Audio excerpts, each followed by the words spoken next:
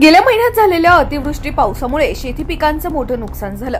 त्यात आता साठवणूक केलेल्या उन्हाळा कांद्याच्या दरात ऐन दिवाळीच्या तोंडावर घसरण होत असल्याने निफाड येथील स्वाभिमानी शेतकरी संघटना आक्रमक झाली आहे।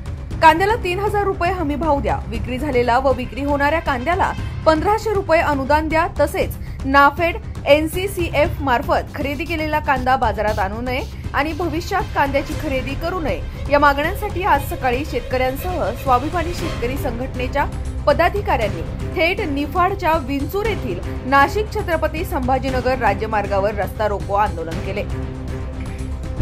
खरं तर उन्हाळा कांदा हा 5 महिन्यापासून जो विक्री होतोय त्याचा दर हा 900 ते 1000 रुपये किंवा जास्तीत जास्त 1200 रुपये कांदा हा बाजारामध्ये विक्री होतोय। हे सर्व विक्री होत असताना कांद्याचा उत्पादन खर्च प्रति क्विंटल 1500 रुपये हा उत्पादन खर्च आहे कांद्याला आणि त्याची या ठिकाणी पडताळ पण बसत नाही। खरं तर 2 ते 2.5 ते 3000 रुपये प्रति क्विंटल हा कांदा उत्पादकांना दर मिळाला पाहिजे, तर कुठंतरी शेतकऱ्यांना त्याचे 2 रुपये मिळतात।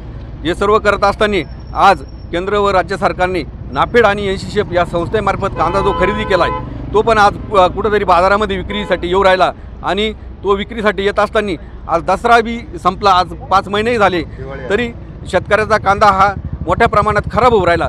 या अनुषंगाने जो नाफेड आणि NCCFचा कांदा आहे, जोपर्यंत शेतकऱ्यांचा कांदा विक्री होत नाही तोपर्यंत नाफेड आणि NCCFनी हा कांदा बाहेर विक्रीसाठी काढू नये।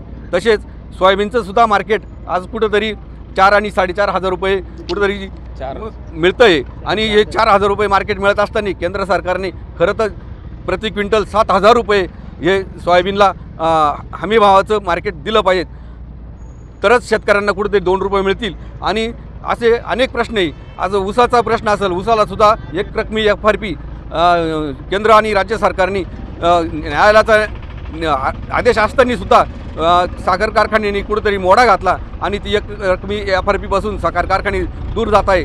तर स्वाभिमानी शेतकरी संघटनेची मागणी आहे ऊस उत्पादकांना एक रकमी FRP द्यावा आणि निश्चितच सर्व ऊस उत्पादकांना, कांदा उत्पादकांना, सोयाबीन उत्पादकांना राज्य व केंद्र सरकारने न्याय द्यावा या ठिकाणी मी स्वाभिमानी शेतकरी संघटनेच्या वतीने नमूद करतो। ब्युरो रिपोर्ट, जनता आवाज न्यूज।